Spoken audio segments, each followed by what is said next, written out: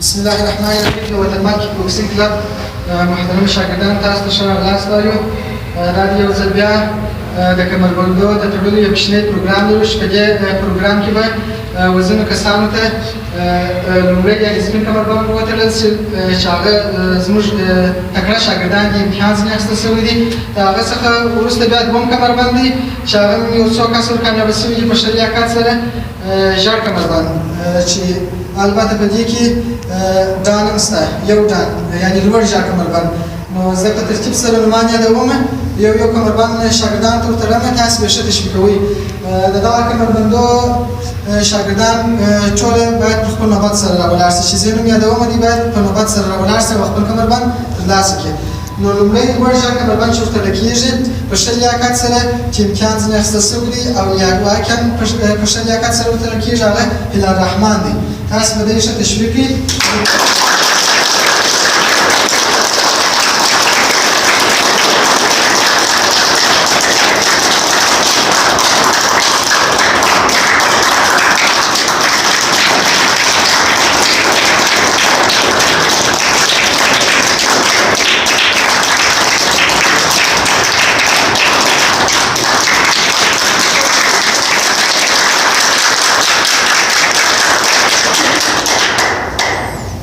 او دوهم لوړ ژړ کمربند چې دا هم یو ډان دی، یعنې ډان معنا لوړ ژړ کمربند چې دا هم په ښه لیاقت سره زموږ یو بل شاګرد ته ورتړو چې محمد حسین نومېږي. تاسې ښه تشویق کړئ.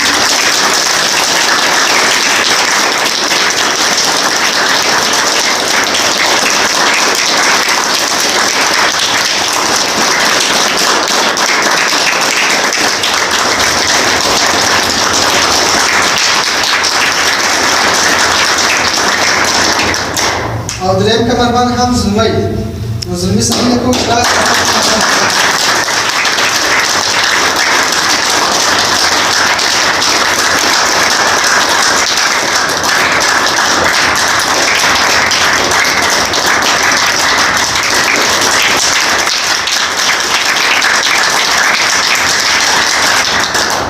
اوس هم راځو لومړي کمربند ته چې هغه سپین کمربند دی.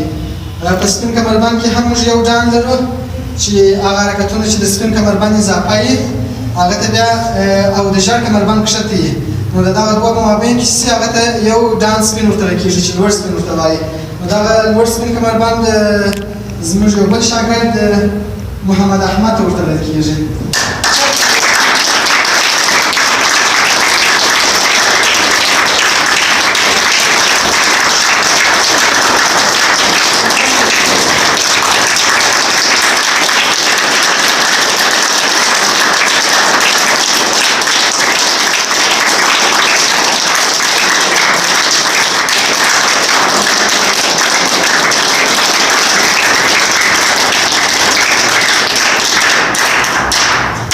او دا بل سپین کمربند عبدالوهاب ته ورتړل کېږي. د ده څه هیله کوم چې راشي.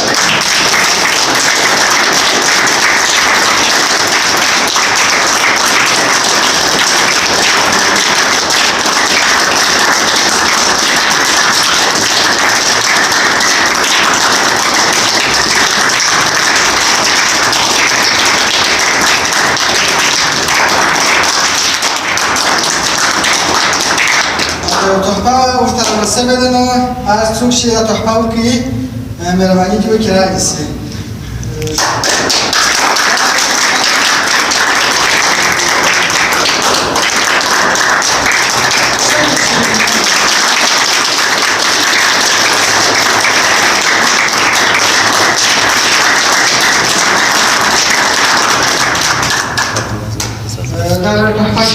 دغه باندې عکسونه هم ځینې اخیستل کېږي.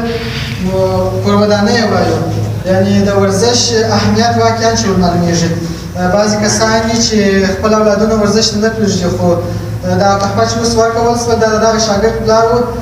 واقعا د نورو څخه هم دا هیله ده د نورو کسانو د نورو پلرو څخه چې دغسې خپل زامن ورزش ته راوستي، ځکه د ورزش اهمیت په نن ورځ کې بیخي ډېر دی.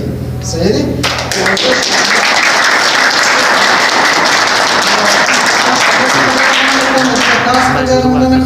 دته د لا کامیابۍ په هیله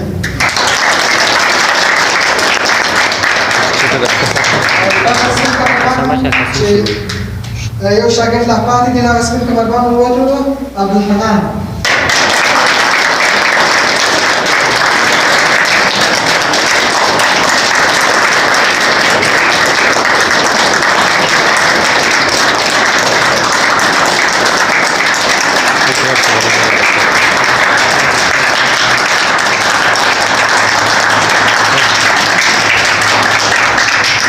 او د لپاره نو تحفه راوړل شوې ده نو چا چا د تحفه ورته راوړي مهرباني زموږ تحفه دې ورکړي